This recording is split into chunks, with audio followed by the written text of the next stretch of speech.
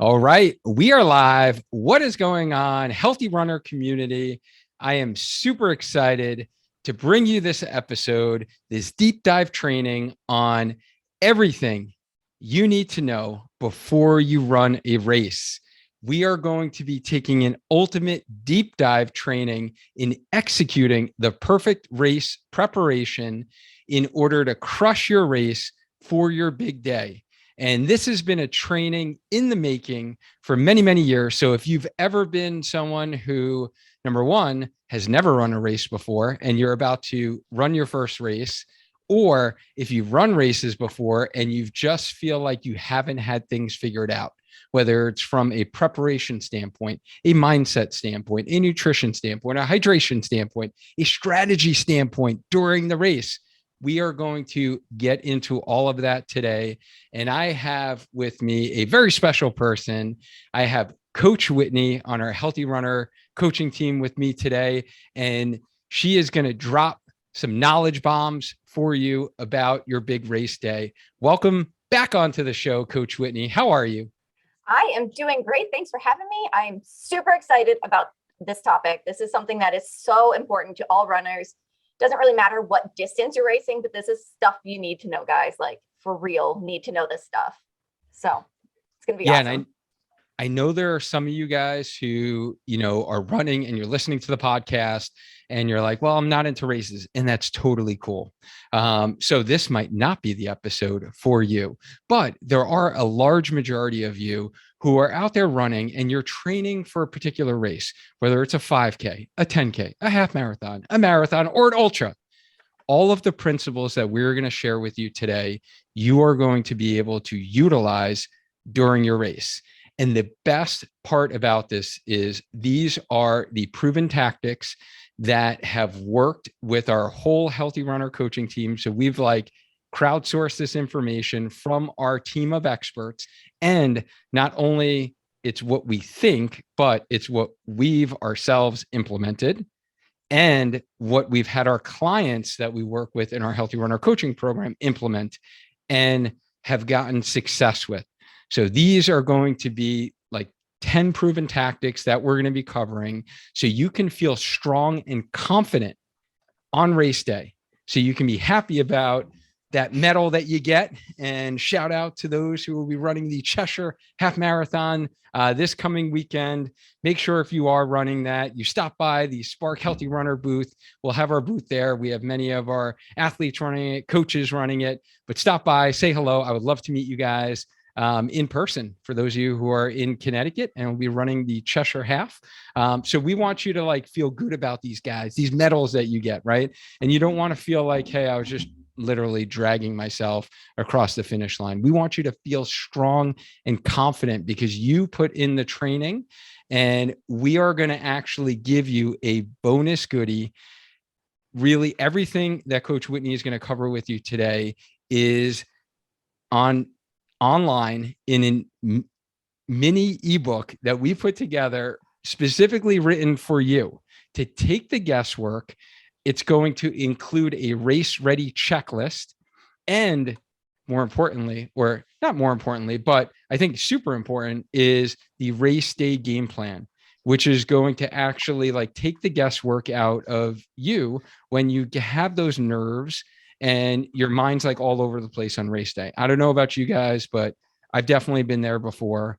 And if we can take that guesswork away so you can execute, that is the goal. So I guess I'll introduce myself first. For those of you that don't know me, and maybe you're listening to the podcast and you searched in Spotify or on Apple and you're like, what to do before a race? And you found this podcast. Thank you for finding it. I'm Dr. Duane Scotti. I am a physical therapist for runners, as well as a run coach. And I'm the founder of Spark Healthy Runner and our community and the host of this podcast.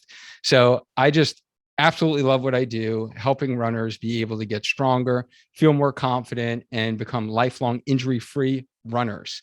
And Coach Whitney, if you don't mind providing a little introduction, I know you've been on the podcast many times before, but for those that are new in our community, can you just share a little bit about some of your backstory? Sure. Like Duane said, I'm Coach Whitney. I have been a part of the coaching team for a little over a year now. It's been pretty awesome. I've helped runners that are just starting to run get into the sport. I've helped people with marathons and all the distances in between. It has been really awesome. I am a certified run coach, and I actually just got certified as a track and field coach, which is totally out of my element. I don't know anything about the field events. So it's been pretty fun. I've been a runner for almost 8 years myself. I started running as a way to lose weight after I had my second baby. And running is like my jam. Like I live and breathe running. Whether I'm running or talking about it, it's pretty much all I do. So this has been a great fit working with the Healthy Runner team. So I'm just happy to be here. Indeed, it has. And Coach Whitney is helping many of our clients in our Healthy Runner coaching program crush some big race goals, some PRs, some new race distances. So she has a lot of experience implementing the strategies that we're going to talk about today.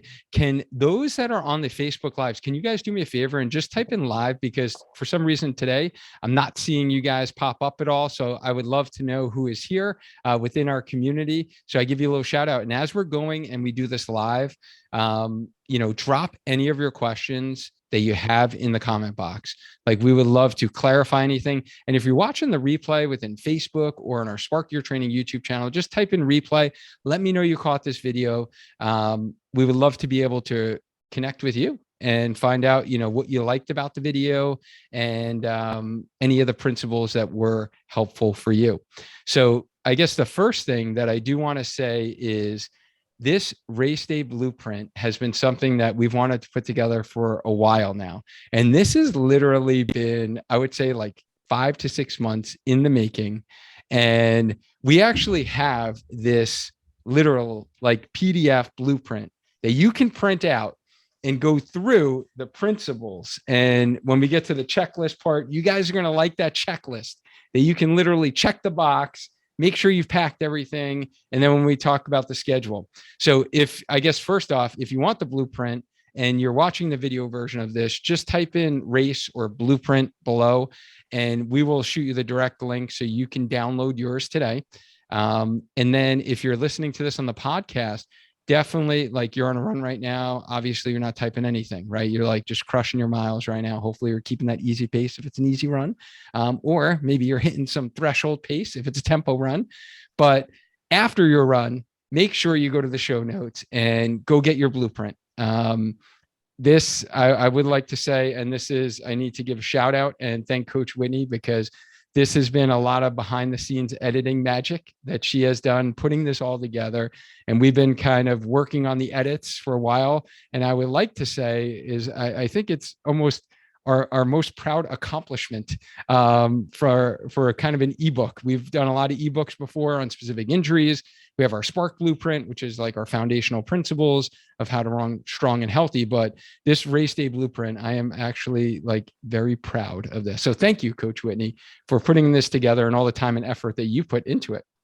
Of course, it was super fun. Like, these are, like I said, very important things that everybody needs to know. Even if you're not racing, like, a lot of the things that we're going to talk about are important just for runners in general. So it was actually pretty fun to put together. Some of the things I was like, oh, remember the time that I went to a race and forgot my watch because I was leaving it charging? Ooh. Like, you get to the race and you're like, seriously? So that's kind of fueled some of the things that I put in here. So just the little things that I oops done.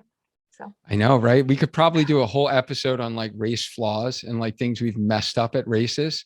When your headphones like just die, like right in the beginning, and you're used to listening to music, and now you're like super stressed because you're like, man, I never run in silence. Right. There's just so many, there's so many things I could think about of things that I did wrong on race day. So this is honestly, guys, we're going to streamline this for you, and hopefully you can prevent all the mistakes that we've made over the years, and get this right from the beginning. So let me just give a shout out to you guys here on Facebook. Susanna's here live. She just crushed her first double-digit run the other day. So she is doing awesome. Chris, what's going on? You made it. Yes, you did.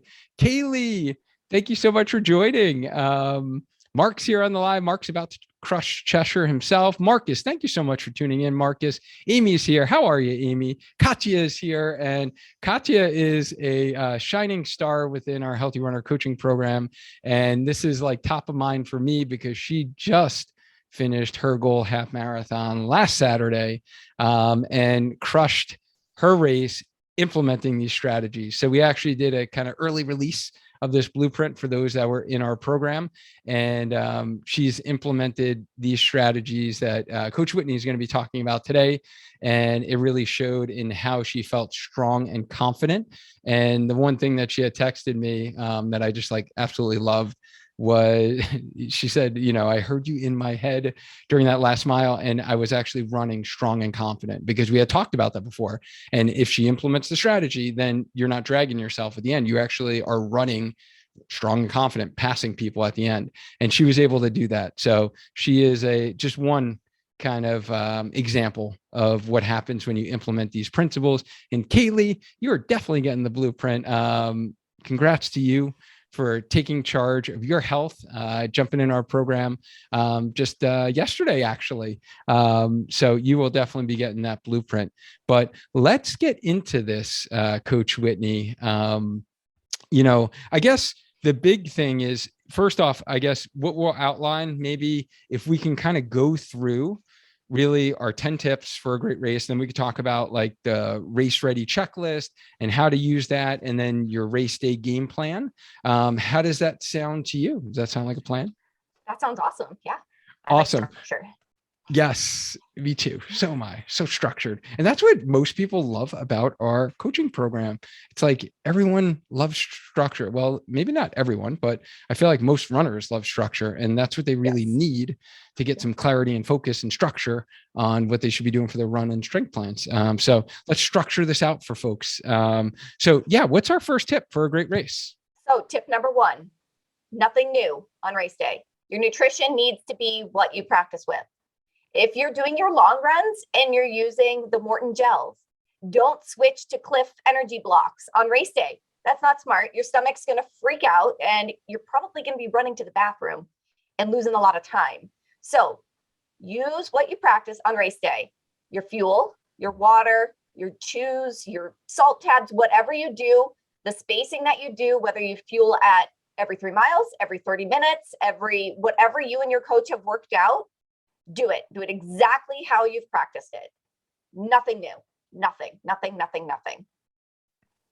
Love it. So exactly what you practice in terms of nutrition, hydration. Remember, all of your long runs are your practice for your big event, right? And we always remind our clients of that as they're getting down to their last couple of, long runs before their event, and depending upon if there's a taper or not, that's the time to practice, not on race day. All right. So same old, nothing new on race day.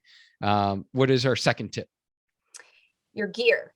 You need to make sure you have your gear. We call it flatten yourself out. So the day before, maybe 2 days before, if you're traveling, lay your gear out, literally all of it. You lay your capris out or your shorts. You lay your underwear out because let me tell you, there are different undies, and sometimes the seams will rub. I have a pair that I wear, and right on the small of my back, I get this huge, chafing mark. So lay out the good undies, the good sports bra, the top you're going to wear, all the over layers that you're going to wear, your arm sleeves, your gloves, your ear warmers, your sunglasses, your hat, socks, shoes, everything you are going to wear. You lay it out and you take a picture. Take a picture with your bib. It's kind of fun to have a flat runner the night before.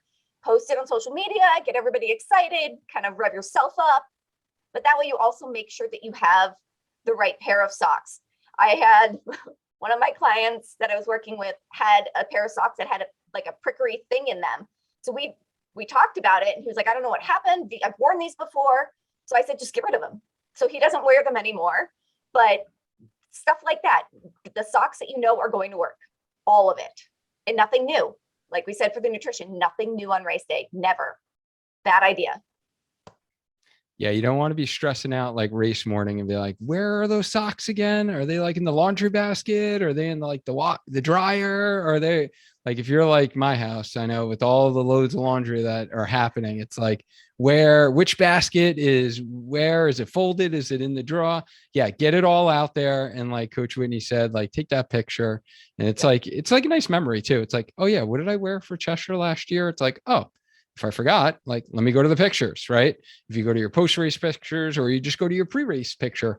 And it is kind of fun. I like to have fun with it. It Like is. how you position your sneaks, and it's like, oh Yeah. yeah, what shoes did I wear? And then it's like when you get like Facebook memories come up like 3 years ago, 4 years ago, you're like, wow, oh, I wore those shoes back then. It's like comes up and you're like, oh, that's what I wore. It also helps you to make sure you have your shoes, because there was one race that I didn't do this. Oh And my it was like goodness. a little small town race here. And race morning, I went to go find my shoes and I could only find one. It had fallen behind. I put my shoes on top of the dryer. My current running shoes are always on top of the dryer so that the kids don't dirty them with their shoes. And it had fallen behind the dryer. And it took me like 45 minutes to find the darn shoe. So if you lay them out with your clothes, you don't lose them.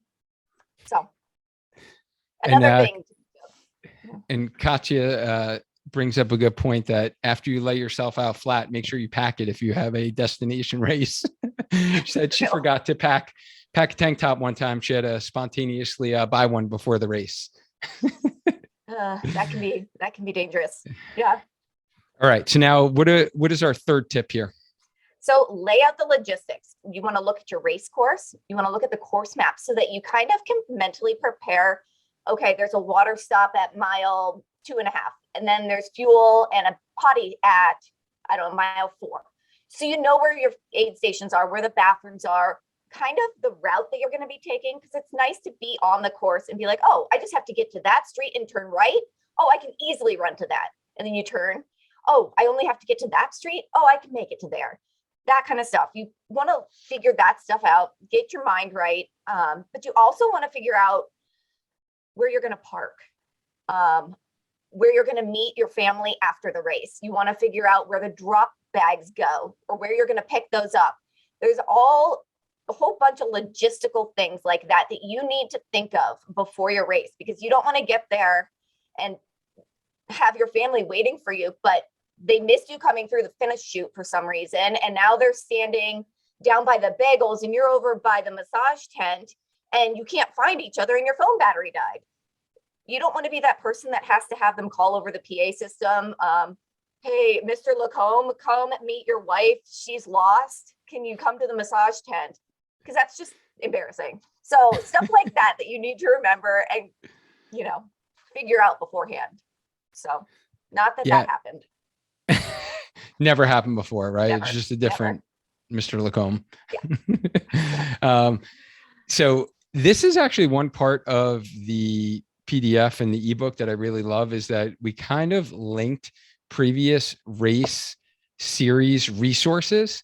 So if you guys haven't noticed, every episode I like to kind of synthesize information and take, different interviews we've done in the past and kind of bring it together for you. So it goes with that theme of the day.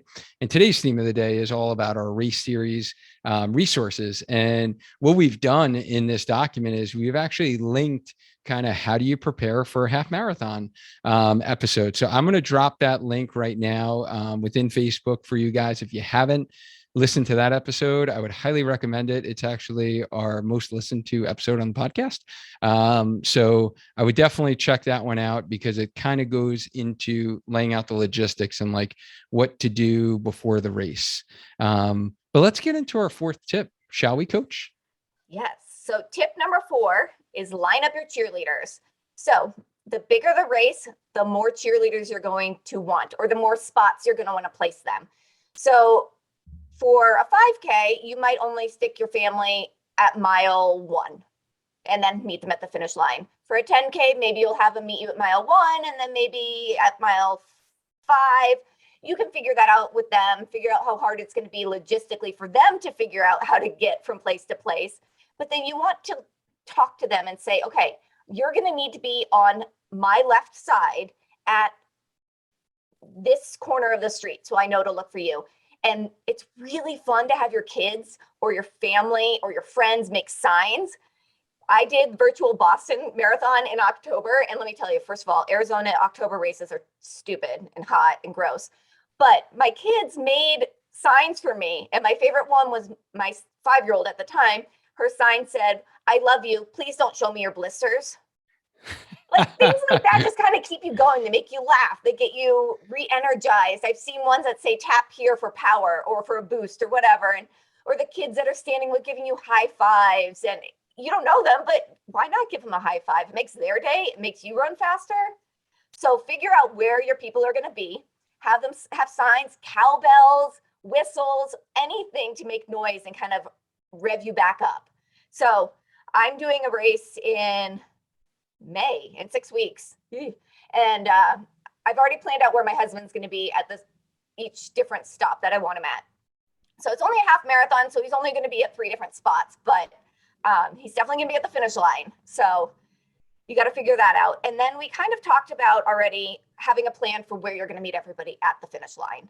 So when you logistically plan where they're going to be, you also need to tell them, you need to meet me at the bagel guy, or you need to wait at this porta potty, and you need to go there together so everybody sees it and is physically there and knows how to get there. So that when your phone dies, you're not being called over the loud system, having the guy with the megaphone run around screaming your name. So there are a lot of logistics. Sounds like some of this has happened before. Sounds like you're talking from Not personal to experience. me. Yeah, you guys can learn from all of my mistakes, because let me tell you, I've made them all. Some multiple times, because I don't learn very fast. So Yeah, and I think that is important to figure out, where family will be positioned. It's always nice to have those landmarks, because you don't want to be stressing while you're running a race, right? Like I've definitely been there before. It's like, oh, my family should be around here. And you're like scouring the crowd, left side, right side. Like, where are they? What shirt were they wearing again? What color are they wearing? Right. You're like, and your mind doesn't need to be thinking about that when you're racing, right? You need to like just be focused. And then it's, hey, I know where they're going to be. And boom, there they are. And exactly. the sign that you mentioned, I remember actually this is like the most memorable.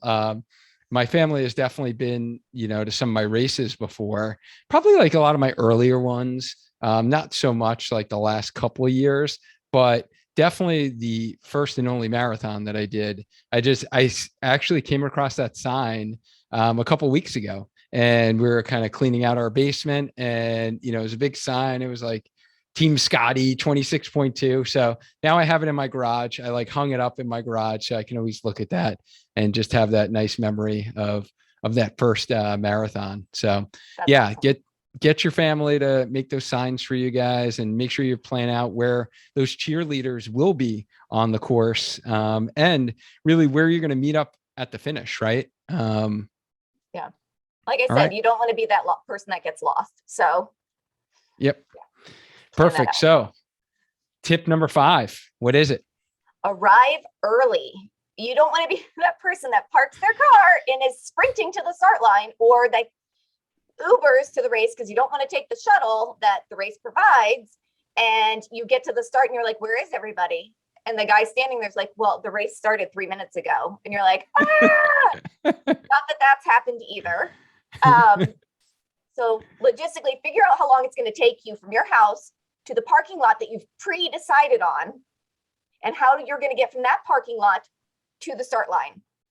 Now, some bigger races like Boston, New York, have starting corrals that are kind of separate from the start line. So you need to figure all that logistical stuff out, but that's pretty race specific.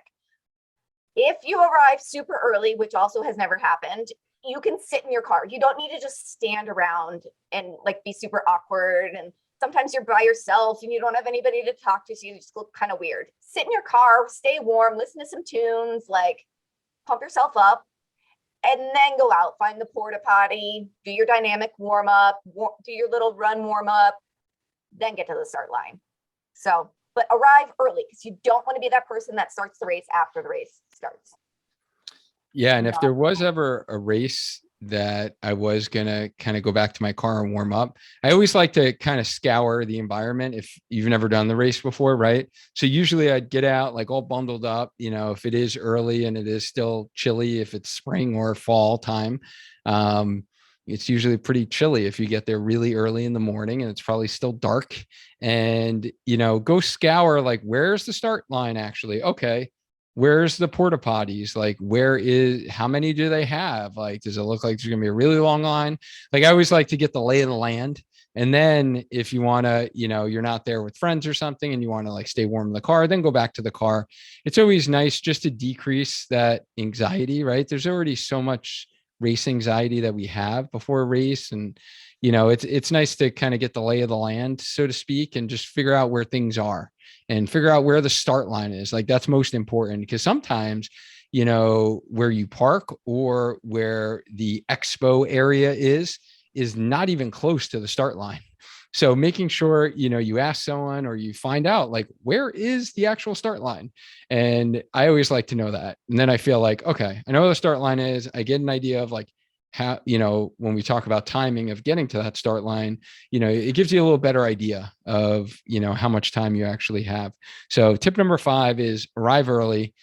Make sure we're decreasing that stress. And I know that these races go off early, or especially if you're running like a warmer weather race, either early summer, late summer, or if you're in a climate that has warm temperatures all the time, like you're in Florida and you're running races, like I'm sure they start super early, before that sun really starts like melting you on the pavement. So if you're running a Run Disney race, you're like literally leaving your hotel at 3 a.m. And done that once before. So it's like very early, but getting there early is super important just to decrease some of those pre-race nerves. Yes, definitely. All right, let's go on Everest. to, so we're more than halfway there. Yes. We've gotten 5 tips. We got 5 more to go. So what's this is tip number 6? Don't miss your warm up. Okay. I used to laugh and joke at the guys that would be like before a 5K, like sprinting and doing lunges and leg swings. I was like, that's so weird. Why are they doing that? You need to do it.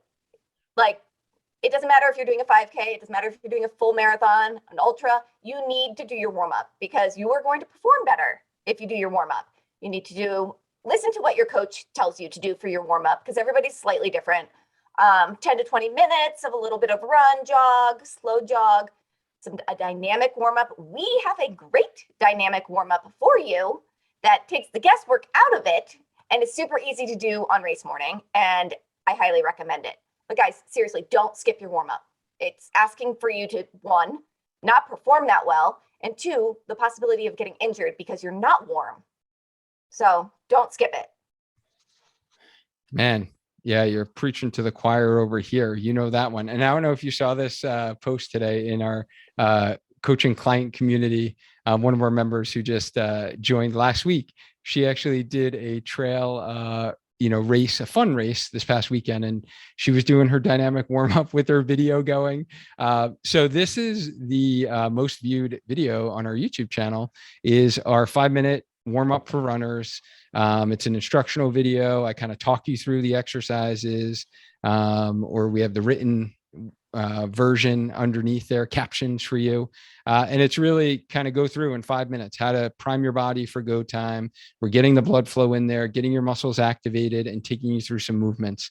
The one thing I will say is you definitely don't want race day to be the first time you've done this warm up. And I actually just posted this for our Cheshire half marathon, as Kathleen is just typing into Facebook here, our Cheshire peeps. Yeah, we're looking forward to seeing you, Kathleen, in this weekend for the Cheshire half and doing our warm up together. But we always do this at kind of any of the local road races that we attend. Everyone, all are welcome.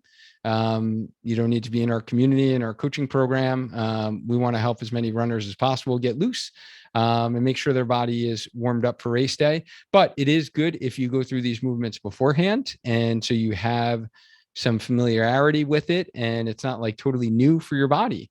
And then depending upon the length of your race, A 5K distance, for example, will require a longer warm up.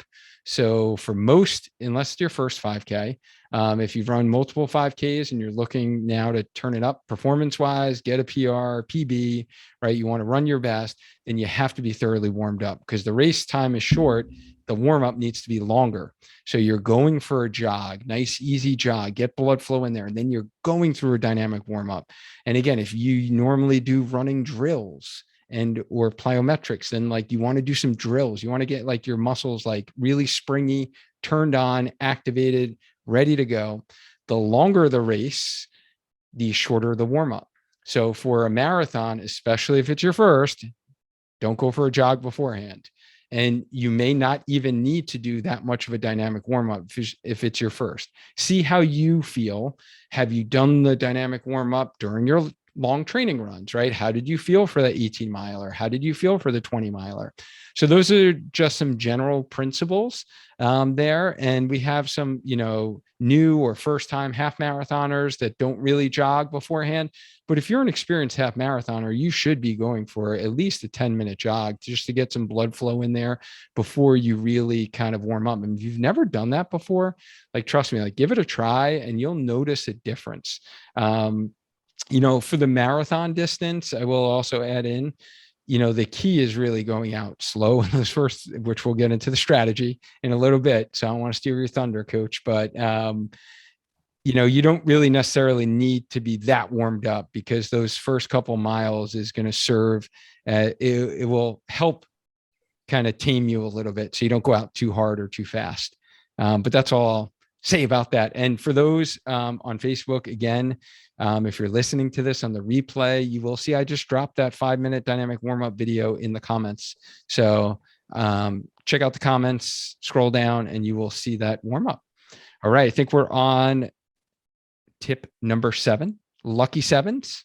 Lucky number 7, corral correctly, which also means line up with the correct pacing group. A lot of races, the longer distances, half marathons, marathons. I've actually seen it at 5Ks too, which is kind of rare, I feel like. But you'll see guys holding sticks with a big sign with their finish time, their goal finish time. If you are thinking you're going to finish your marathon in 5.5 hours, do not line up with the 3:30 runners. Do not, because they're just going to run you over. And then you're going to feel bad about yourself because you're not running the same pace that they're running. Likewise, if you are a 3:30 marathoner, don't line up with the 5-hour runners. Same with the half marathon.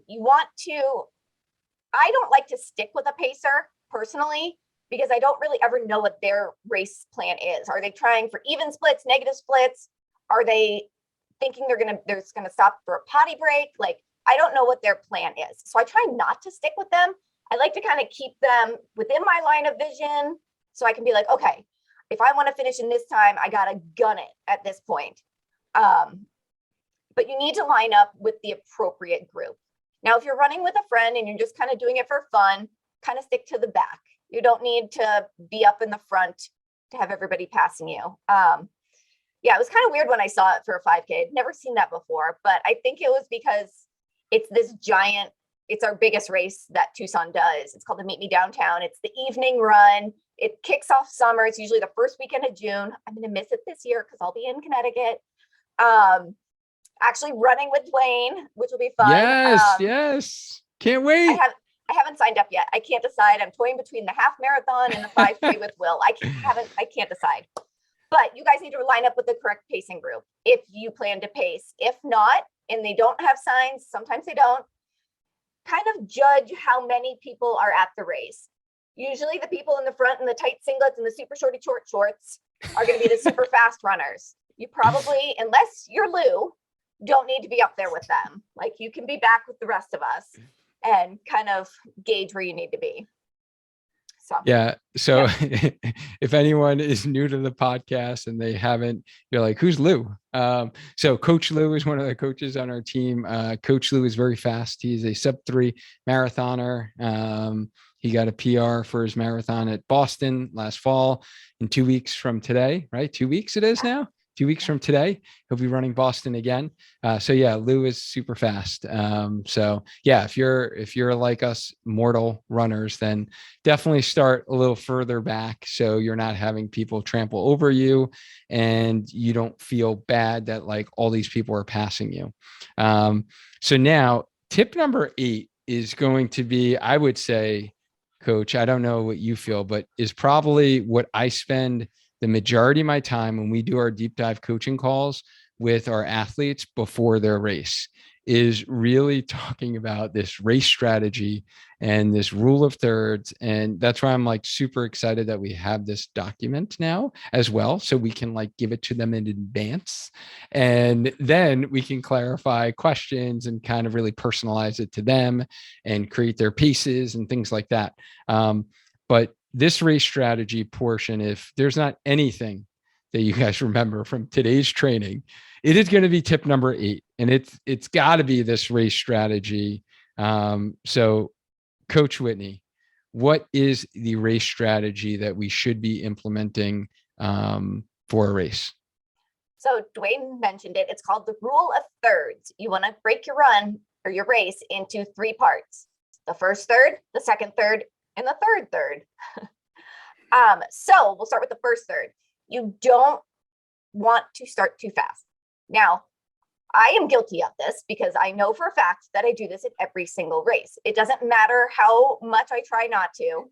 I always go out too hard. I usually catch myself within the first few minutes, but I always, the gun goes off and you just want to go. You're excited. You've got all this adrenaline pumping, but you have to hold back. You have to remember that this is not a sprint. This is a race. Like I've trained for this. I have a coach that is telling me the strategies that I need to use. They're telling me to go slow. And if you're working with one of our coaches, most likely you've talked about your race strategy and the pacing goals that you guys have. Everybody is different. Everybody's goals are different. But I will say that first third, you really kind of want to use, especially for a half marathon and a marathon, you kind of want to use as a little bit of a warm up. You want to get your legs going. You want to kind of feel how it's going to go. And you can't bank time in a race. I know that sounds silly, like, oh, if I run 10 seconds faster per mile or 30 seconds faster per mile, I'll be golden at the end. No. What you're going to do is burn out your legs, and then you're going to end up being even slower than you actually planned. So you need to hold back. I know it is hard. Trust me. I'm working on my self-control, but you have to hold back. So that is the first third. And do you have anything you want to add to the first? Yeah, before you get into the second, third, and yeah, I was guilty of this at all of my races. I always had the mindset of like, go out as hard as possible, Duane, and then just try to hang on. Just try to hang on. And like literally those that are new to running, like that's what we call positive splits, meaning with each mile of your race, you start getting slower and slower and slower. That is not the recipe for getting a PR normally. Have people done it before? They have, if they've gotten pretty darn lucky and had a really good day. And sometimes you get away with that in the shorter distances. It's almost virtually impossible to get away with that for a half marathon, and certainly not a marathon. So it's going to be really important that you hold back. And for me, my biggest limiting factor at races is my breathing by far. Like my legs, like you guys know how passionate I am about strength training. I've been strength training now for like 22 years straight through, like every single week, right? 52 weeks out of the year. So my legs are never the limiting factor. It's my lungs. So for me at the beginning of a race, because I do get pumped up and I'm like, the competitive edge comes on and I'm just like, all right, game time, right? So for us adults who like, we want to like bring it back to our youth and like competitive days, whatever competitive sport you did, right? This is our competitive sport, right? This is what our lives come down to, is where we can challenge ourselves and be like, get a little competition. And so my competitive spirit comes out and then I just like want to go and I'm like pumped up. So it's a matter for me. I think about that first, especially half mile, is like control your breathing. Like, let's get in control of your breathing to get in a normal pattern and rhythm where you're not getting out of control, where your heart rate's starting to spike right on the first mile. Because if you're running, anything more than really a 5K, like if your heart rate is like spiking right when the gun goes off and you're like panting already, like that is not a good sign whatsoever. So I always think about, okay, main goal, main objective for this first third is get in control of your body, your breathing, your mindset. Like, find a nice, easy, comfortable pace that you've went over with your coach. It's going to be the slowest part of your race, these first 3 miles. And you need to be okay that people will be passing you, because most of those people, if you listen to what Coach Whitney is about to tell you, you will wind up passing them later in the race. So it's a matter of just holding back, really hold back, get in control of your breathing, get in control of your running form, make sure it's relaxed. Your shoulders aren't up to your ears and you're like all tight and tense, right? You're relaxing your neck muscles. You're working on your stride.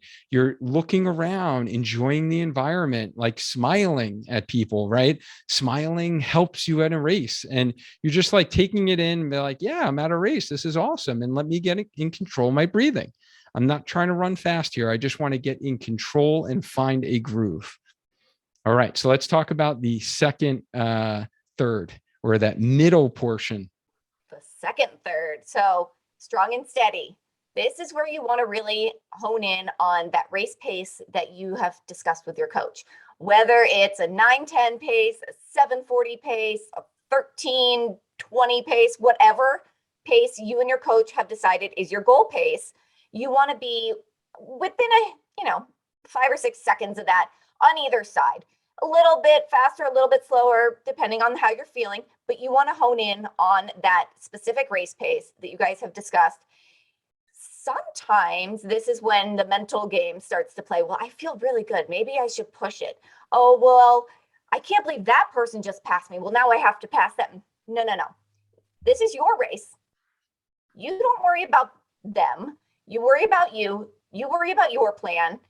And your coach knows how you can run. They're not going to give you a pace that's going to make you miss your goal. They're not going to give you a pace that's going to be too hard. They're working with you for at least 16 weeks, getting you ready, and they know you and your capabilities as a runner. So you know that they have set this goal pace that is realistic and is going to get you to the finish line feeling good and injury-free. Sometimes you can play mind games. You can try and count. Izzy says pink birds. I'm pretty sure other than flamingos, there aren't many pink birds out there, but we do it in the car when we're bored. Oh, count the pink birds. Oh, count the guys in green. How many guys do you see in green shirts between now and mile 6, whatever your second third is over? Count how many women with like baseball hats you see, or something that makes it a little more fun. The other long run I did a couple weeks ago, I counted punch buggies. My son is obsessed with punch buggies, although he calls them slug bugs. He's totally wrong. It's punch buggies. But in a 10-mile run, I saw 8 of them. So kind of gave me something to do. I was looking at all the different kinds of cars, makes the miles go by faster. I was in my groove. I was going the pace I was supposed to be going. 8 punch buggies.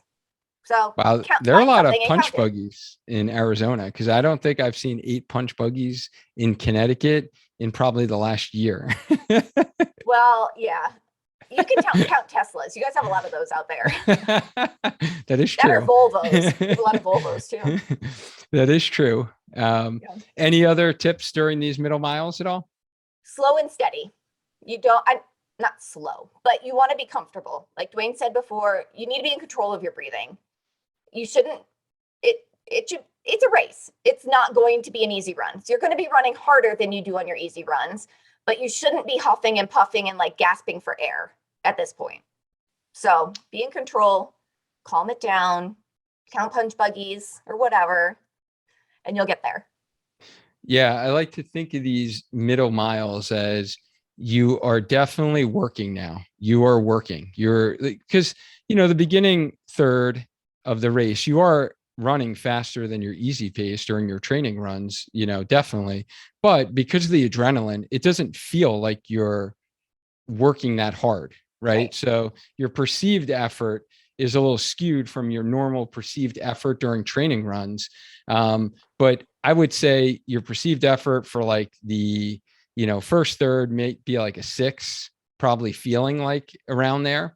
And then during these middle miles, now you're at like a 7, maybe an 8 during these middle miles, and you're breathing heavy. You're not huffing and puffing, panting, but you're breathing heavy, right? You're making sure you get some nice cleansing breaths in there. You're exhaling, getting some oxygen. And the hardest thing here is sometimes we can get lazy from a mental standpoint. So I like that you brought into like, what is going to keep you mentally stimulated? Because I think everyone is all jazzed up for the beginning of the race, obviously. And at the end of the race, as we're going to talk about it, it is all just kind of getting over those mental hurdles. And it's like pushing, and the end is here. So some people can get up for the end, but it's the middle. Sometimes we drift away. So you just want to, I just tell my clients, like, check your watch, make sure you're not drifting, off of your pace. This is where you should be around your goal pace. And again, these goal paces are really based on your current running fitness. It's not based upon a half marathon you ran 3 or 4 years ago. It should be, where was your fitness at during your training block for this race? And then that's where these middle miles should be, is pretty much almost at your goal pace, around that range. And it's a matter of just not drifting and just staying kind of mentally focused. And it's like, hey, I'm going to be here for a while, but I'm just going to like dial in. I'm going to dial into this pace, and I'm going to be staying here for a while. And, just think about that as your goal, that you're not, surging too quick, you're not pushing too hard, but you're not drifting and you're not slowing down during these middle miles. Yeah, put on your headphones, listen to this podcast, listen to some music. You can make a playlist ahead of time that's going to have some good music that's going to keep you kind of going. But yeah, find what works for you and it'll help you. It really will. Yeah, that's a good point too, that you brought up the music, because I do like to try to have, we talked about the first third to like make sure you don't go out too fast.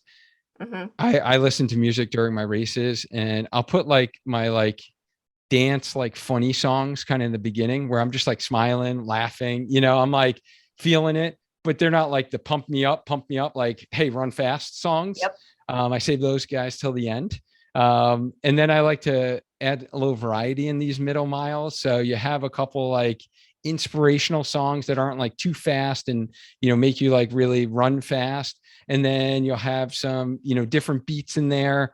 So it keeps it interesting, right? It's not like the same type of song that you're listening to the whole time. I do have some playlists on Spotify, by the way, if anyone is looking for music. And I should have actually thought of these names, but I did use the word healthy runner. So if you search in Spotify in playlist, there is a strength training healthy runner that Coach Latoya kind of put together. And I've been adding some songs there that I use in the gym for strength training. And then I do have a half marathon race healthy runner, which is exactly the playlist I used for my fastest half marathon last October in 5 years. And then I also do have a 5K race healthy runner playlist in Spotify, in case you do want to get some ideas for music. And, all the songs might not be kind of in your wheelhouse, right? Because music is very personal to a lot of us. So like what I do is I make my own playlist by listening to other playlists, right? And then you see what works for you. But if you need some ideas on good songs for running, I think there's some good solid choices there, and some ones that have really pumped me up during a race. Yeah. Sometimes even like doing mile repeats, I'll throw in some like old school 90s grunge or something like, and I'm like, oh yeah, I remember when this song was on. I was babysitting, it just brings back all those memories and makes the miles easier. So yes. Yeah. Those throwback songs, they like just bring you back. And you're like, oh my goodness. Like one of the songs in there is, I don't know if you remember, like Marky Mark and the Funky Bunch, like Good Vibration.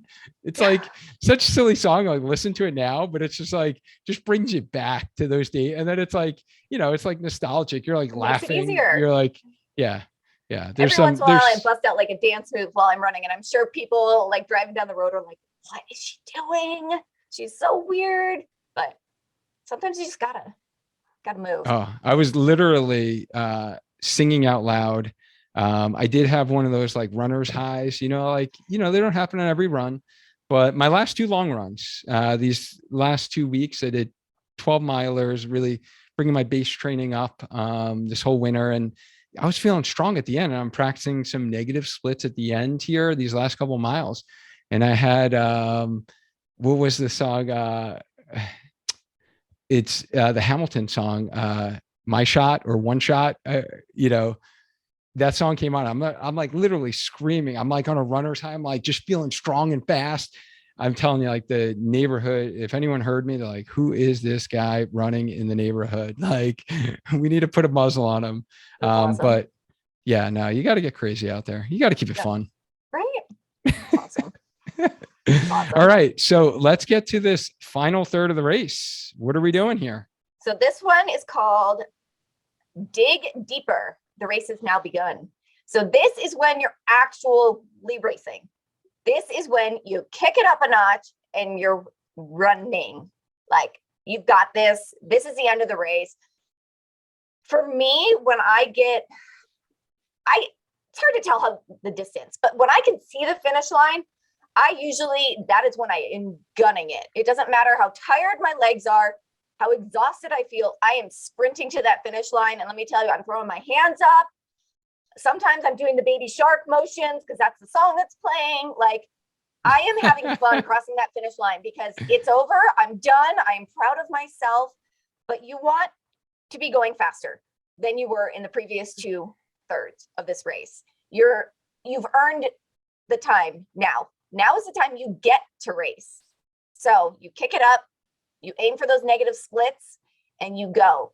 You go, you go, you go. You've trained for this.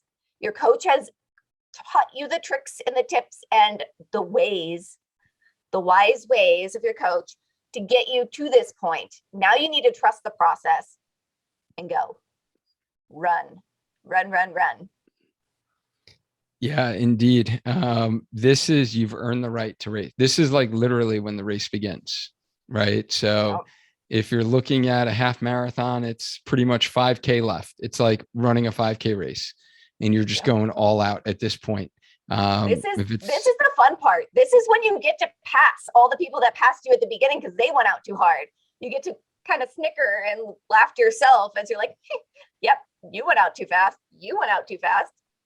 And you could pass person after person. And then you can be like, that guy in the orange shirt, I'm going to pass him. And you pass him.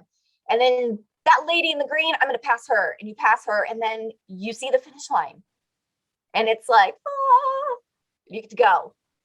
It's awesome. Exactly. You're just like picking people off, like take one at a time, see someone in the distance, and you're just close that distance. And you're like, I'm going to get orange, tank top guy. I'm going to get like blue shorts girl. I'm going to get like that ponytail that's like going all over the place that our guest last week, which Doug was talking about, right? That ponytail coming up and down, that vertical displacement. You're just picking people off and you're just grinding it out. You're breathing heavy. You're going to places that, you probably haven't gone before. This is where you're pulling out the mantras. You're pulling out every mental tip trick that you've ever learned.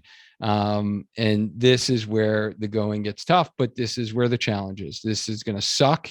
It's not going to feel good, going through this phase, but you're going to push hard.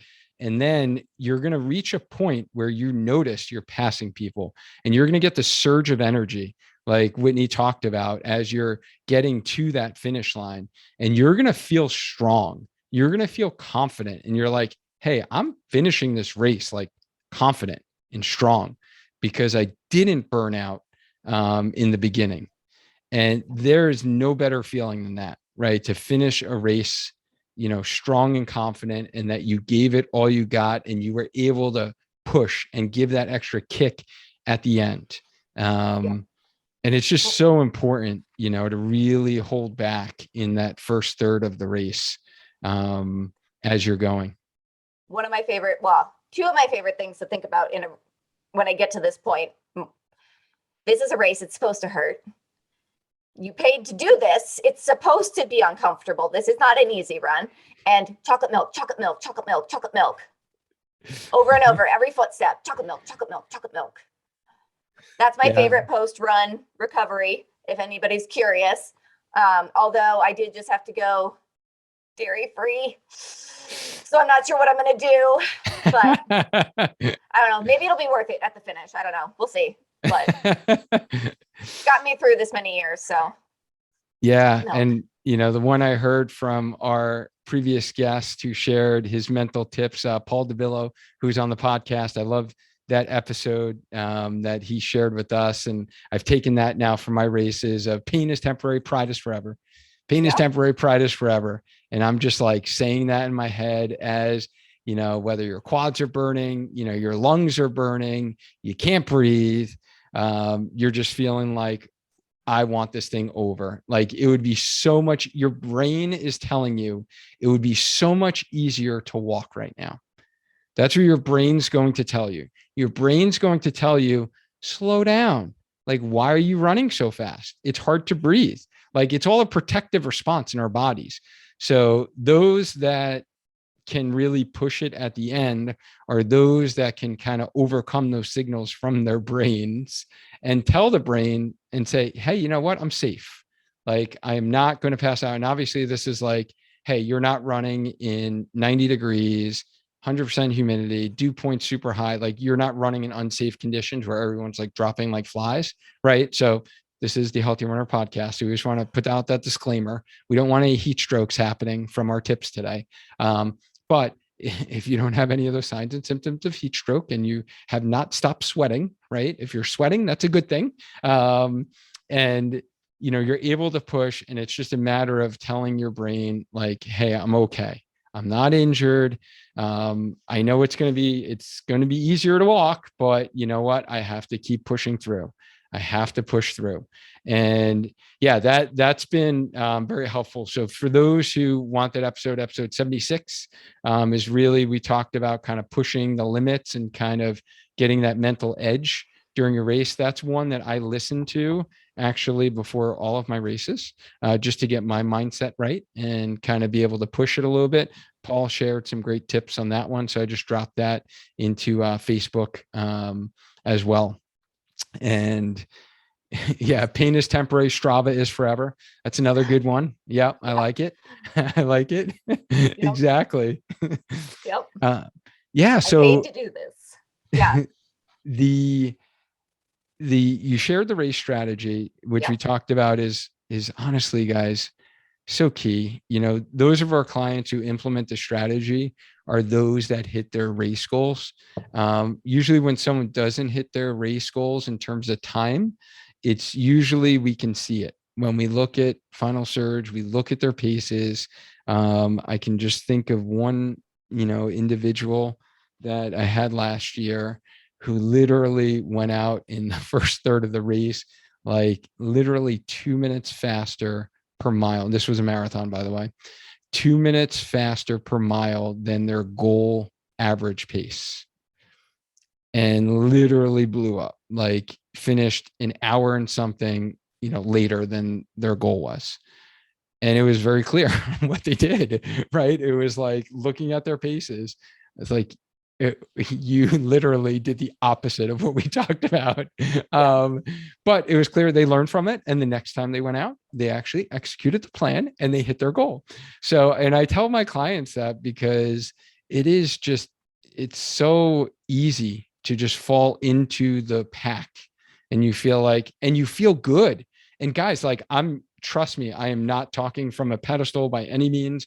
I am not like some super fast runner. I have not had like this whole race thing figured out by any means. I totally did that for my marathon that I mentioned earlier.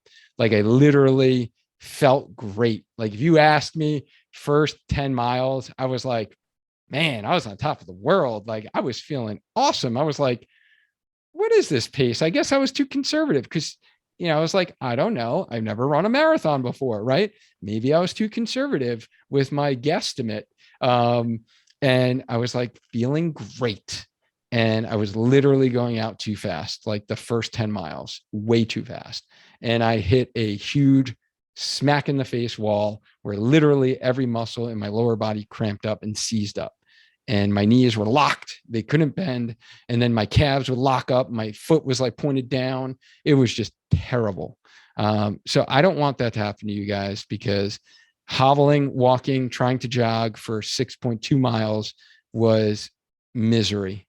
Like that was probably the worst thing. And it was really deflating to my ego, especially when I was on track for like way less than a sub 4 for my first marathon. I was like, man, I'm like going to crush this first marathon.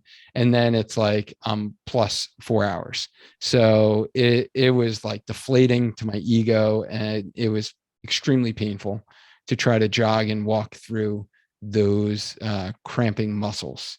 So don't do what I did on my marathon. Follow, like, I wish I had this, and I wish I had this training before This my is why we're putting marathon this 5 years ago. Exactly. Yes. Why we're sharing all of Yes. our oopsies with you so that you don't do them.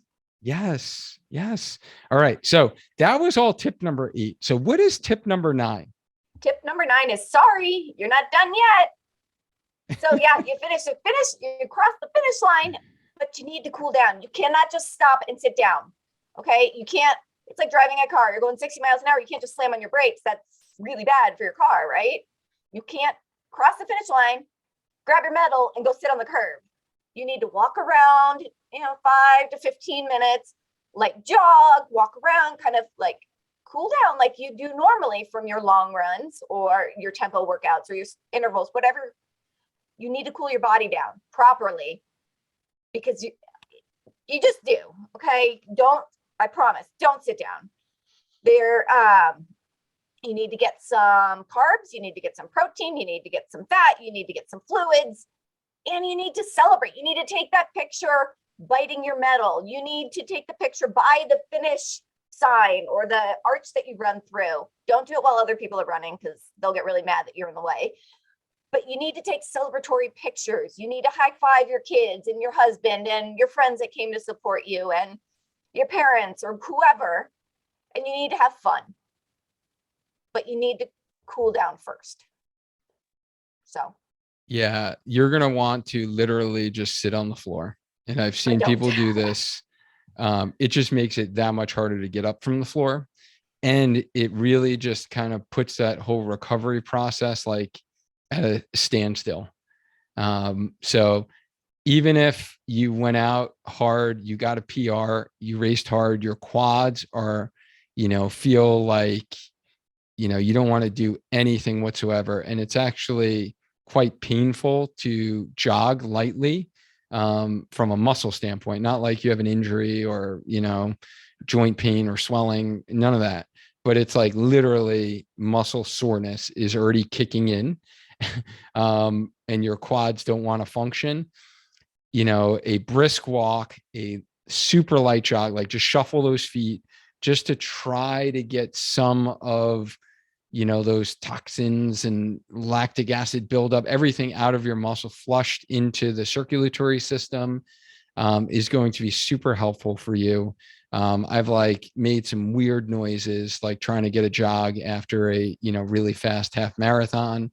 It's hard to do, but your body will thank you later in a couple hours, and more importantly, the next day. So yeah, try your best to keep moving around a little bit and do that recovery. Even if that just means you've done your little jog and you're just walking through. Some races have like a big finish celebration area that they hand out bagels and chocolate milk. And I had one that handed out popsicles. Like, just make your way, grab all the things and just keep walking. Keep walking, eat your bagel, drink your chocolate milk, keep walking. Go find the massage tent, walk a little bit, park somebody in line for you, keep walking, come back and check on them, and just walk around until it's your turn and go get your massage. Yeah. And I will kind of, before I get on that soapbox, I will just say first off that recovery after your race is going to be important to kickstart that recovery process. We've done a deep dive training on that, and that was episode 38. So I dropped that link. It will be in the show notes again, really getting a little bit more in depth to what we're kind of mentioning right here of like, what should you do after your race? And, I guess 2 points that I will make is, the massage therapist and the PTs that are at the races before the race, massage would be okay, especially if you've had some muscles that felt tight. Not too aggressive, too deep tissue sports massage. Um, Manual stretching before your race, you really shouldn't be doing that at all. I see it all the time at every race. And I understand, like, hey, I'm a PT, and there are some PTs that do a lot of manual stretching, and it can be helpful after you're warmed up, but it really makes no sense to do that before your race. Like we said before, we want to warm up with dynamic warm up and actually movement and turning muscles on, and not trying to stretch a cold muscle before it needs to be used. And there's been plenty of research out there that shows static stretching before activity could possibly hinder performance versus improve. And then the other thing I'll mention is after. I don't know about you guys, but after a really long, hard, long run, and definitely after races, it's super hard to stretch your muscles because your muscles have been traumatized, and they're like, you've implemented literally trauma to your muscles if you've gone hard, right? So your muscles are trying to repair, and there's inflammation. They do not want to be stretched. So I would highly recommend, if you are going to do any stretching at all, it's super gentle, very gentle stretching, and really focusing more on like foam rolling, just trying to like give a little bit love to those muscles, shut off some of the nervous system impulses to those muscles, and not do a lot of like heavy duty manual stretching. And don't think like, hey, I'm going to have this PT stretch my hamstrings because it feels tight. Like, it's tight because you were contracting your hamstrings for 5,000 steps during a race, or 50,000. I don't even know, right? How many steps we take during a half marathon or a marathon. But it's probably going to, again, add more trauma to those muscles because they don't want to be stretched aggressively at that point. And then same thing for massage as well. I've heard some folks, frown upon, if you're going to have anyone massage after, make sure it's super gentle. Cause again, there's still inflammation in your body and your muscles. The best time for massage is after a couple of days, right? So after, I would say 3 days after your really hard race, then that's when you should like book a massage with your therapist, as opposed to like right after the race. Again, you just want like light movement, light mobility, light foam rolling, light massage. If you do want to go to the free massage at the race event. But yeah, that's my little soapbox there for. I'll say that I don't let them touch my legs. It's from carrying my hydration pack. Like, my shoulders and my upper back get so tight, and maybe I'm doing this when I run. I don't have potato chip hands, but the shoulders. I think everyone, my upper back. When you're pushing your pace that hard, right, and you're in that last third and you're really pushing it, there's no way everyone's upper traps are like relaxed. Like, I've never had a race where my upper traps didn't feel sore. Like if I did some like heavy shrugs or something, right? Next day you're getting like DOMs of your upper traps, or just like weird muscles, sometimes your stabilizers in your ankle, your shin, or my adductors, or abs. Both like of them, my adductors, my inner thigh, muscles would be like sore. You're like, oh, this is weird. Like, I've never had sore adductors before. All right. So that is tip number 9. So what's tip number 10? Last tip here. Celebrate and have perspective. You want to celebrate your race. You guys, you spent how long training for this? You did it. And most likely you crushed your goal, right? Because you followed the tips and tricks that we've just provided, and you've absolutely crushed it. So you need to celebrate, whether that means going out to dinner with your friends, whether that means you get to buy a new shirt, whether that means you're just having extra chocolate milk, whatever you want to do. It's about you. You finished, you crushed it, celebrate that. But after the race is also a great time to have a little perspective. Maybe you didn't crush your goal. Maybe you missed it by I don't know, 30 seconds, something. Sometimes that can be really hard, but it's a great time to think back and say, okay, I did go out too hard. Or maybe I shouldn't have tried the new fuel like my coaches warned, and I wouldn't have had the potty stop if I had listened. So you can kind of reflect a little bit, or maybe you did great and you want to take notes. I have I don't even know what it's called, a race journal that I keep, and it's a training log. I mark down all my runs, how I felt after them, that kind of thing. And then I can go back next year and be like, oh, when I ran the Mesa half last year, I said I went out too hard and I missed my pace goal my finish goal by 30 seconds. So this time I'm going to do X, Y, and Z. Or maybe you totally crushed it and you can say, well, I did this last time. If I do the exact same thing, I can crush my goal or do better.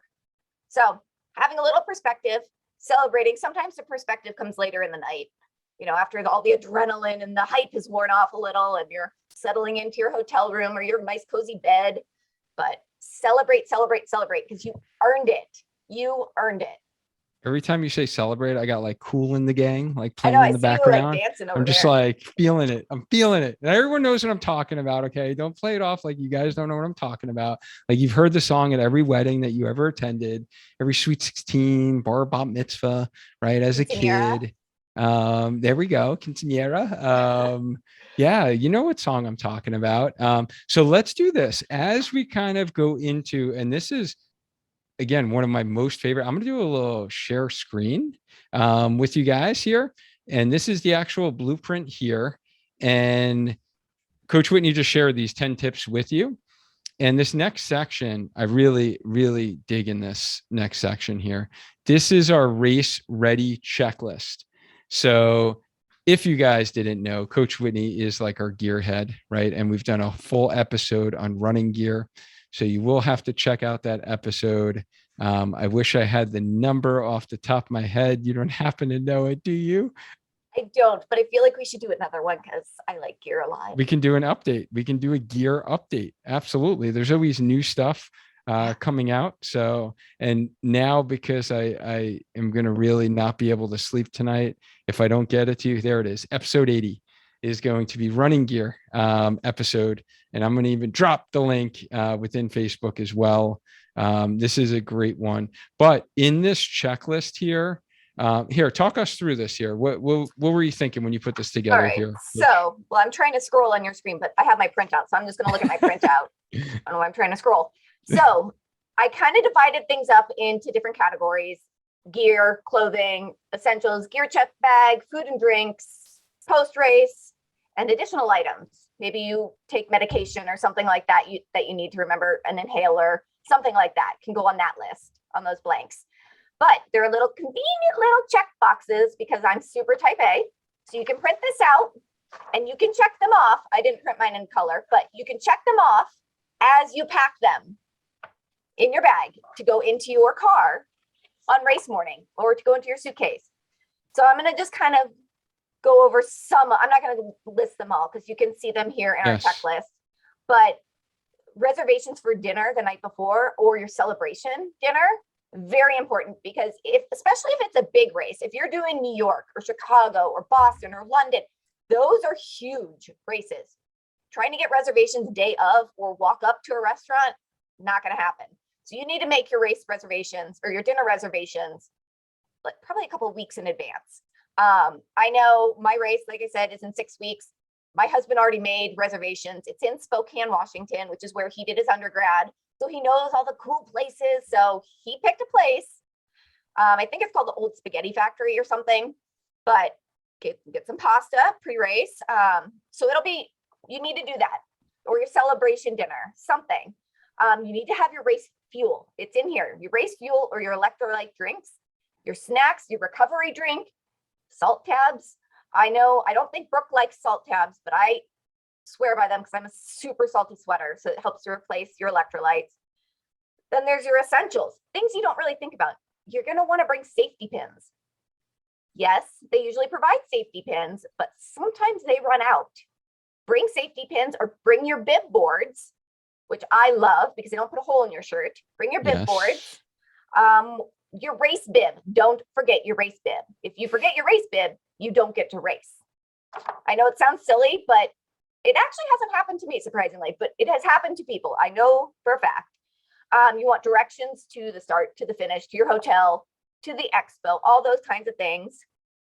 Your clothing, we kind of went over that when you lay out your flat runner, but some of the things that you might not think about are your throwaway layers. A lot of races have, you can just toss, you can take off your shirt, and you can toss it on the side of the road, and they collect them and donate them to the homeless shelters or to kids in need or to different charities throughout the city.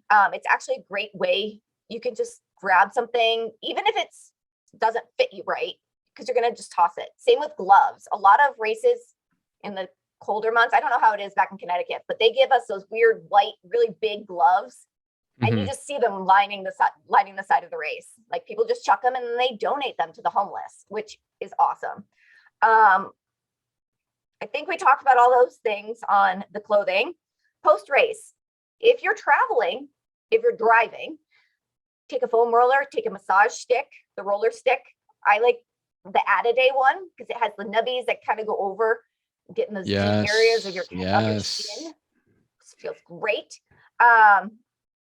Band-Aids, because you're probably going to have a blister or two. You might have some spots you missed applying your Body Glide or your squirrel's nut butter, and you're going to have some chafing.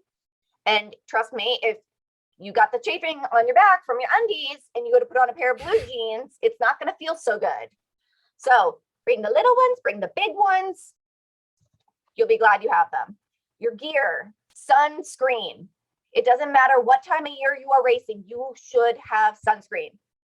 You do not want to get a sunburn. You do not want to get skin cancer. Wear it. But if you haven't been wearing sunscreen on your long runs, you need to be. And you need to try it before your run because you need to make, or your race, you want to make sure it not going to run into your eyes. It's not going to burn your skin because when you sweat, your pores open up. And if you're putting that sunscreen on that you've never tried, your arms could be like on fire. So try your sunscreen like everything else, nothing new on race day. Your hydration system, your headphones. If you're going to listen to music, you need to make sure you have those and they're charged or they plug in. Your watch. I mentioned going to the race and forgetting my watch. Like seriously, guys, how does that happen? I needed a new watch. And so I had it charging like in the wall, right on like the island of our counter. It was sitting right there. And I was like, I'm going to grab it. I'll see it. I had packed everything in the car. I was ready to go, got in the car, got all the way to the race and went to hit run to get the GPS. And I was like, where's my watch? Totally left it on the counter. So, you know, I'm that person that's hitting the timer start on my phone and trying to get that in my pack and like pull it out. Talking about stress. Oh, it was terrible. Although that was one of my best 5Ks because I wasn't watching my paces, but chapstick. Now, if you are new to this podcast, I'm going to drop this really awesome tip with you again. Now, I don't have the correct one here, but the chapstick, the black original chapstick, not strawberry. This one's hot cocoa, not hot cocoa, not any of the other flavors, the black original one. If you put it on your eyebrows, it prevents sweat from dripping into your eyes. But it also is great for your lips to keep them from getting sunburn, from getting the wind burn. I don't know why, for some reason, when I race, my lips are always super chapped after. But eyebrows and lips, bring your chapstick, the black one. Black True chapstick. story. You can find it in the checkout aisle of most grocery stores and Target and Walmart and all those places. So I did that last summer and that was like a game changer. Yeah, that saved my eyes on all of my long sweaty runs and races. There are like some race photos, like if you guys are watching the video version, you see I got some grays, right? I got a little salt and pepper going on, but like my eyebrows were like all white because I had like chapstick. I was like, my bushy eyebrows, they were like all white and I didn't care. I was like, hey, you know what? I ain't going to be having sweat dripping into my eyes during the race. Yeah, it's one of my favorite tips. I like to share it with everybody. Another thing that's really odd, but might come in handy, especially if you have a hydration pack and you have a little bit of extra room, take some tissues or some toilet paper in a plastic Ziploc, because you never know if that porta potty is going to have toilet paper, or if you're not going to be able to find a porta potty and you have to go in the bushes. I was on a long run with a friend and she had to use her bodegas because she didn't have toilet paper. Okay. Yeah. So she had one sock on for the last half of the run. Oh my goodness. You don't want to be that person. But you also need to bring a Ziploc because you can't just leave that stuff on the side of the road. So Yes. that's a good thing to have. And you never know, if you trip and you cut your knee, you cut your hand, you can kind of clean that up a little bit. I always have it in my hydration pack. I have a little Ziploc that has a couple Band-Aids, a couple tissues, and a couple hair ties, because you never know with those things. Hair ties. You need to bring extra hair ties. Girls, ladies, you never know when one is going to snap. Even if it's brand new, you're putting it around your ponytail, tightening your ponytail before the race, and it snaps. You're SOL, right? Like, have a couple extras. Have a couple extras. When I race, I braid my ponytail because otherwise it like gets super tangly. And then I use those little clear plastic ones at the end to hold my braid. So I have a couple of the big ones and a couple of the little ones in my little Ziploc. Trust me. You don't One want to thing be, I don't need to worry about. you don't want to have your like hair just like fly. Talk about it getting stuck in your eyebrows. Like, that would just be a disaster. Okay. Your gear check bag. Not all races have gear check bags or bag drops. They call them different things. But in there, you want to have dry clothes. There's nothing worse than standing around the end of a race in a sweaty shirt and you're like shivering because you're so cold and they don't have the space blankets. Right. Bring some extra clothes. I've gotten into the back of my husband's car after a 20-mile run and literally stripped everything and put on dry clothes because we had to go to Costco. And I'm not walking around Costco sweaty and cold. You want that, some recovery shoes. Key. Whether you wear Birkenstocks or you wear UFOs or whatever. UFOs. Yeah, that's my jam. I really like those Adidas. Do you guys remember in like the 90s? Adidas yeah, really? Soccer slides with the little like nubbies. Yeah. That like kind of hurt your feet. You have to put on your compression socks first and then those, because they're like the recovery socks. Yes. It's like the Boso that we had on 2 episodes ago. I know. I just took mine off. But yeah, I actually have mine on as well right now. It's sitting right here on my desk. So you want to have compression socks. You want to be able to put those on. If you guys have not seen my tip on how to get those on, you need to go to our Instagram page, our Spark Your Training Instagram page, and watch the reel that I made about how to get your compression socks on without fighting them and without getting angry and saying bad words. It is very helpful, and I promise it will make you very happy. Sweatshirt and jacket, because like I said, you're going to be cold. Even if it's a hot day, you're going to be cold because you're sweating. Okay, you've changed your clothes, but you're still going to want a sweatshirt, a light jacket, even just for like 5 minutes. Then you can take it off, whatever. And you want to have some credit card and some money. The last race I was at, a friend of mine at the end was like, oh, she wanted a coffee or something, and she didn't have her credit card. So I had mine, I lent it to her. But you never know what's going to be at the end. Maybe you didn't buy the finisher's jacket because you wanted to make sure you actually earned it. Now's your time to go buy that because you have your credit card. So that can be in your drop bag. Now, if your race doesn't have a designated drop bag place, you can leave it in your car. You can leave it with your friend. Just, you want to make sure you have it at the end of the race so you can take care of all the things. Yeah, for me, out of all of those, definitely getting out of the sweaty clothing is key. But then also the recovery shoes. Like, I want to get out of my sneakers as quick as possible when that race is over, especially if it's like a big race and you're standing around for a while, you're hanging out with people, you're waiting for people to finish. You don't want to be in your race sneakers for like an hour or two after you're done. Your toes are shot. Like, they've been through so much during this run because you were running faster. They're like hitting the sides, you might have a blister or two, or even if it's not a blister, it's just pressure. Like, your toes want to breathe. They're like, set me free. Right. So the recovery shoes are like the biggest thing that I've really implemented. And as we kind of close this out here, Coach Whitney, this next page here is really the race day game plan. Those watching the video version, can see that it's like foolproof. Like, you literally can print this out and you just go backwards from your race. Like, what time does the race start? Like, what time does it start? What time do I need to get to the actual start line? And then you work your way back. What time you need to wake up, get dressed. You're going to eat at this time. And you literally write it out. You plan it out ahead of time. Take the guesswork out of that morning. This will help you tremendously, because an anxious brain, a nervous brain, you forget one thing, and now your whole plan goes out the window. If you have this written out in advance, you can literally pick it up and be like, wait, okay, what do I need to do at this time? What time do I need to leave again my house? So I'm not stressing and getting to my race late. What time do I actually need to do the warm up? Right. So it's all laid out here for you guys. So again, one more reason to really get your blueprint. It's free, right? This is a free resource.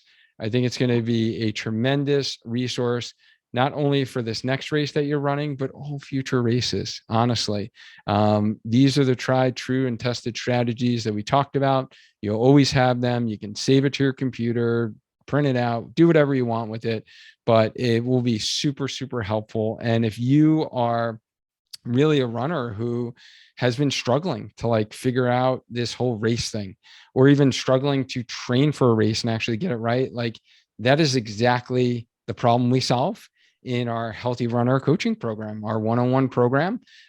Coach Whitney and the rest of our coaching team, this is our signature program, and we would love to kind of take you through the strategies to actually get stronger, with specific strength training exercises for runners, as well as dial in your running plan with your busy schedule and even keep you injury free along the way.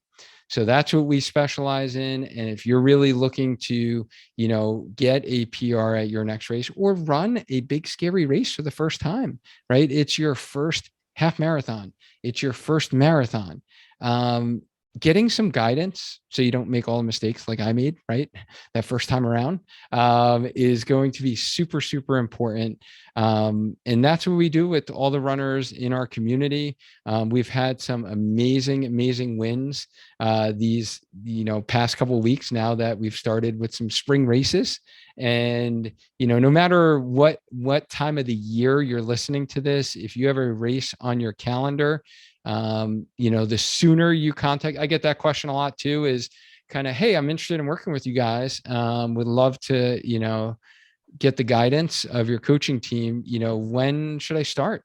And, the sooner you can start implementing the training principles, because we're all about getting you stronger, keeping you healthy for lifelong running, and not only about one race. I understand that your short-term goal is like you see one race in your future, but I'm sure you're not running right now for that one race. You're running most likely right now because it makes you feel good, right? It makes you a better person for your family. You're not like lashing out at them. You're more productive at work. You're not as stressed. You're noticing days you don't run, you are like a stress ball, right? So it's your mental clarity, and we all get it. That's why we run, and we want you to be able to do that for your lifetime.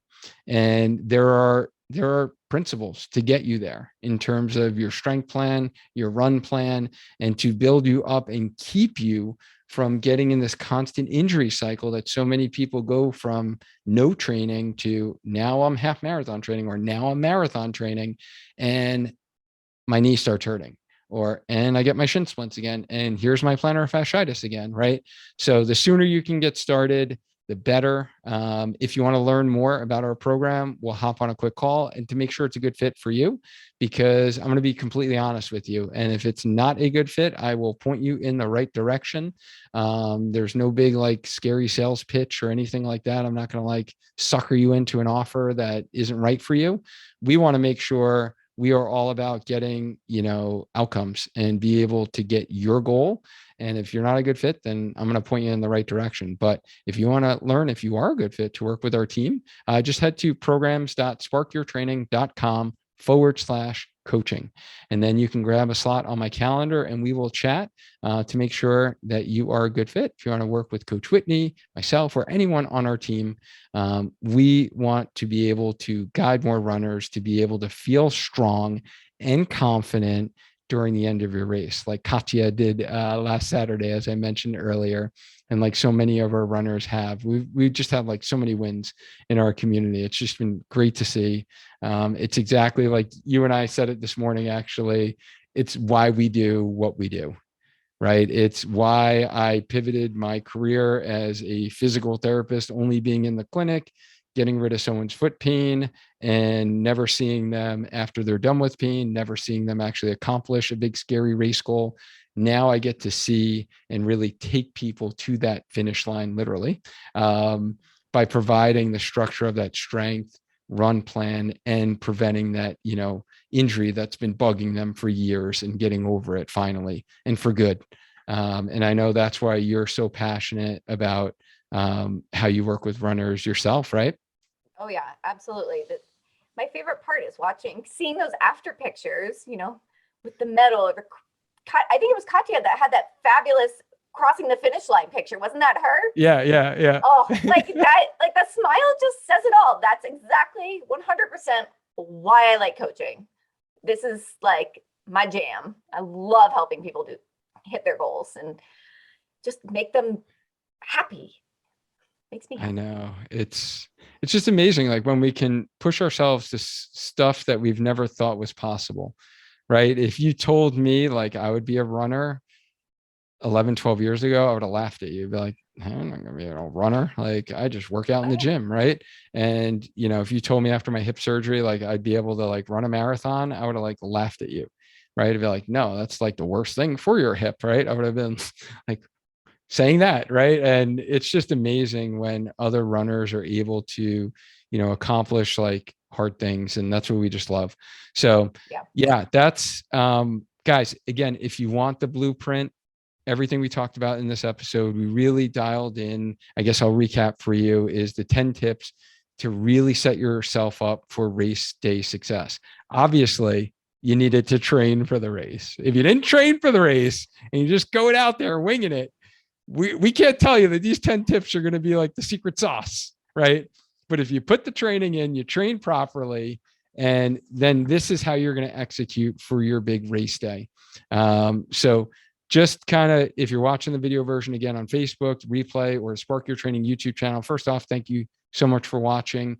And just type in blueprint or type in race in the comment box. I will shoot you the direct link. If you're listening to the podcast, click the link in the show notes. You can download your free copy today. And yeah, thank you, Coach, for coming on and sharing. And thank you for putting this together. This has been a fun project.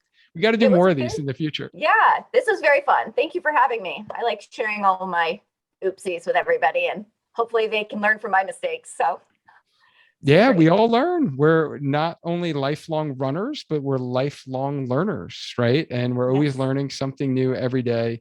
You taught me many, many tricks, chapstick being one of them that we mentioned, and the socks we've talked about before, you've helped me with.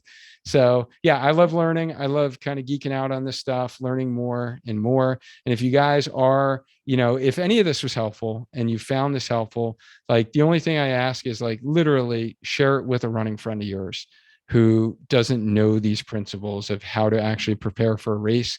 I think this is, again, one of those episodes that's almost like required listening or required reading. If you're, checking out the blueprint, I feel like it's a disservice for runners to not know this information heading into their race. So share it with a friend, hit copy link, send them a text message, send them an email, send them a Facebook Messenger, hit them up in DMs and Instagram, and send it to them, because this will help not only you, but all of your running crew, your running friends, your running buddies, your running group, your local running group, to be successful at their race. So thank you guys for tuning in. As always, we appreciate you guys tuning in each and every week. We love doing this. We just love talking running and being able to share the things we've went through, things we've learned along the way. And again, Coach Whitney, congrats to you on double running coaching certifications there. Yeah, it's been quite a trip.